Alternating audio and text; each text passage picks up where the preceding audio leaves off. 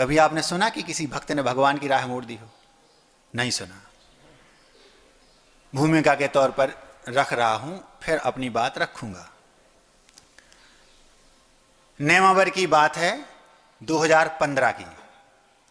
संभवतः गुरुदेव नेमावर से बिहार करके गौर झांवर पंचकल्याणक के लिए आ रहे थे। मैं और लगभग 20, 25, 30 महाराज जी साथ में थे। 3-4 दिन का बिहार हो गया।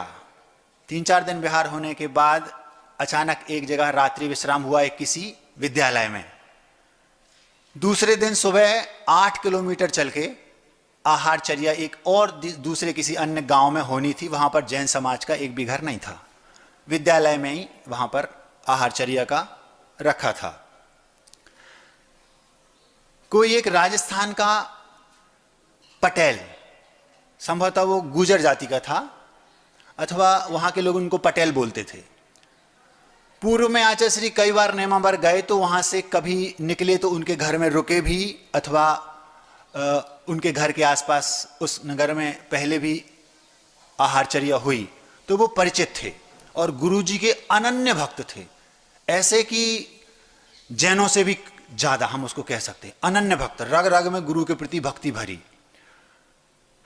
अब जब आचार्य श्री जी वहां रात्रि रुके, जहां से 8 किलोमीटर दूर उन्हें आहार के लिए आना था, जहां आना था उसी नगर में जहां आहार होना था उससे आधा किलोमीटर पहले मेन रोड पर उस व्यक्ति का घर था। वो घर उसका छोटा मोटा नहीं था, बहुत बड़ा। राजस्थान से अपनी संपत्ति बेच बाच कर वो उन्होंने यहाँ नेमावर के आसपास कहीं पर 100-150 किलोमीटर आसपास कहीं बहुत सारी ज़मीन खरीद ली और वो किसानी करते थे। बहुत संपन्न और बहुत बड़ा घर और बहुत सारी उनकी खेती, गाय भैंस गाड़ी घोड़े सब कुछ, बहुत बड़ा एक एरिया था उनका, जिसमें वो गेट भी लगा था बाहर से और अंदर बहुत बड़ा मैदान। वो व्यक्ति रात में ही आचार्य श्री जी के पास पहुंच गया कि सुबह उनको हमारे नगर में आना है। लेकिन उनको ऐसा लगा कि आचार्य श्री जी आधा किलोमीटर आगे स्कूल में जहां पर व्यवस्था की गई है, चौके वौके लगेंगे, वहां रुकेंगे। तो वो व्यक्ति शाम को ही पहुंच गए कि गुरुदेव, भक्त के घर में भगवान निकल जाएं सामने से और घर में ना रुकें, ऐसा थोड़ी होगा। आप तो हमारे घर में सुबह, मतलब जहां उनकी व्यवस्था थी रुकने की, वहां पर आप आहार करें। अच्छा, नहीं करते तो कम से कम वहां से निकलें। हमने सुना है आप हमारे घर के पीछे आधा किलोमीटर दूर से कोई दूसरा रास्ता है, वहां से आप जाने वाले हैं। तो आचार्य श्री जी तो उस समय रात्रि थी, तो हाँ हाँ हाँ हाँ देखते हैं, सुबह देखते हैं ना, ऐसा करके अच्छे से निपटा दिया। अब उसने जो और महाराज जी थे उनसे निवेदन किया, तो सबने कहा भैया आपका घर जो है जहां से जाएंगे मेन रोड से, वहां से 1 किलोमीटर, लगभग 1.25 किलोमीटर ज़्यादा पड़ेगा, और हमें जिस रास्ते से ले जाया जा रहा है वहां से 1.25 किलोमीटर कम पड़ेगा, तो वहां से तो नहीं जा सकते। तो उसने ये कहा कि कम से कम इतना तो कर लो कि आचार्य श्री जी आपके हमारे घर के सामने से निकल जाएं तो हम उनका पाद प्रक्षालन कर लें। तो उसको लगा कि काम बनने वाला नहीं है। ना तो गुरुजी ने हंस दिया, मुस्कुरा दिया, और जो और महाराज जी थे उनने भी मना किया। तो जो व्यवस्थापक थे, व्यवस्थापकों में जो मुखिया थे, माना कि विनय भैया, उनसे उसने निवेदन किया कि हमारे घर के सामने से ही निकल जाएं, भले आधा किलोमीटर आगे जाके व्यवस्था बन जाए। तो उनने भी 2 टूक मना कर दिया, भैया आधा किलोमीटर 1.25 किलोमीटर क्या कहलाता है, गाड़ी वालों को तो 2 मिनट लगते हैं, लेकिन पैदल वालों को, और जो 50 किलोमीटर चल चुके हैं और इनको अभी 500 किलोमीटर 400 किलोमीटर जाना है, तो असंभव है। जब उसको लगा कि अब किसी भी तरीके से हम अपने गुरुदेव को, उसकी नज़रों में अपने भगवान को, कभी हम अब कैसे भी अपने घर के सामने से, मतलब मेन रोड से नहीं ले जा सकते, क्योंकि इन सब की पक्की धारणा बन गई है कि कच्चे रास्ते से जाएंगे जो 1 किलोमीटर 1.25 किलोमीटर कम पड़ेगा। रात में वो चला गया, सुबह फिर आया। जब बिहार होने लगा, भगवान इतनी कृपा हो जाए। आचार्य बोलते देखो आपका वो रास्ता है ना, वो 1.25 किलोमीटर ज़्यादा है, ये लोग बता रहे हैं, वो चलना 1-1 कदम बहुत वो है, ऐसा वैसा, आशीर्वाद है ना, पाद प्रक्षालन यहीं कर लो है, ऐसा। अच्छा, अच्छे से उसको अपने शब्दों में गुरुदेव ने मंद मधुर मुस्कान उन्हें छोड़ी और समझा दिया। फिर उसने फिर महाराज लोगों से निवेदन किया, फिर विनय भैया आदि से निवेदन किया।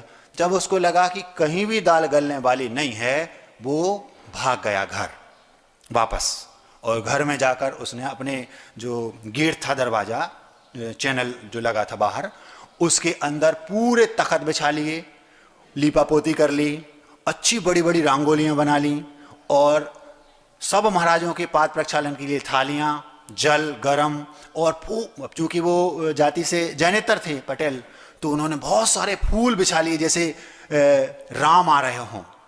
अब देखो क्या बुद्धि लगाई।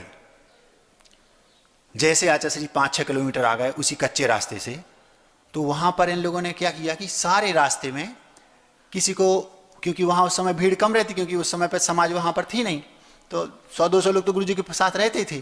तो उन्होंने क्या किया था, रास्ते में चूना से तीरा बना दिए निशान, पूरे वहीं तक कच्चे वाले रास्ते से।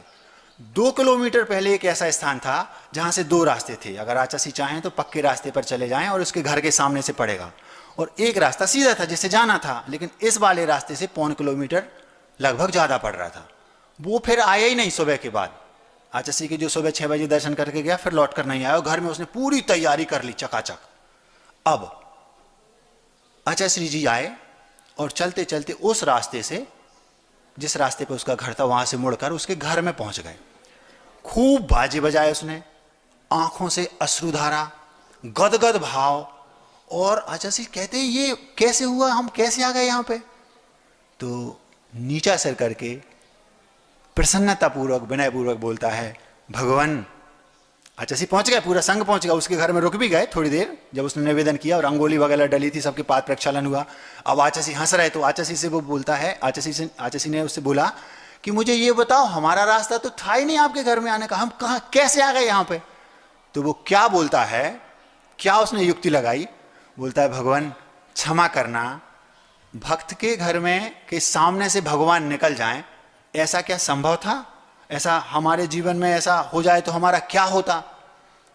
तो भगवान हमने आपकी दिशा बदल दी। कैसे कैसे बदली दिशा, उसने क्या किया, आचार्य के पास नहीं गया, उसने बुद्धि लगाई कि एक ही उपाय है। उस मोड़ के बाद से जो 2 किलोमीटर के तीरे थे वो उसने सारे के सारे मिटा दिए, और समझ में आ गया, और उसने यहां से वहां खड़ा नहीं रहा, नहीं तो लोगों को शक हो जाएगा, कुछ नहीं किया, और यहां जहां से मुड़ना था वहां से पूरे तीरे यूं घुमा दिए और अपने घर तक बना दिए तीरे। और सब ने यहां कह दिया था कि तीर बने हैं, जहां अपन को किसी से पूछना नहीं है, रास्ते भर रास्ते में तीर बने हैं, वो चूना के निशान बने हैं, तो उसको देख के निशान है, उनको देख के जाना है। उसने पहले से सारे निशान बदल दिए, किसी से कुछ नहीं कहा, और वहां जाके आचार्य श्री के सामने हाथ जोड़कर बोलता है, भगवान हमने तो आपकी केवल दिशा बदली है, आपने तो हमारी दशा बदल दी है, ये बोलता है। हमें इतनी खुशी हुई, आचार्य को उस पर रोष नहीं आया। आचार्य वहां 15 मिनट उसके यहाँ रुके, खूब दोनों हाथ से आशीर्वाद दिया, और फिर आगे आधा किलोमीटर जाना था, चले गए। तो फिर क्षमा भी मांगी उसने, लेकिन बोलता है, गुरुदेव आप हमारी दशा बदल सकते हैं, तो क्या हम आपकी दिशा नहीं बदल सकते। और उसने बोला, आचार्य जी जब से आपका आशीर्वाद मिल रहा है मैं खूब फल फूल रहा हूं, अब आपने दशा बदली है तो दिशा बदलना हमारा अधिकार था, क्षमा कर दें, अब आप जो कहें सो हम दंड भोगने को तैयार हैं, लेकिन ये गलती तो हमने कर दी। आचार्य जी बोले, कोई बात नहीं, ऐसी गलतियां हमें अच्छी लगती हैं, बोल दिए, चल दिए। तो हमने पहली बार देखा कि किसी भक्त ने भगवान की दिशा बदल दी।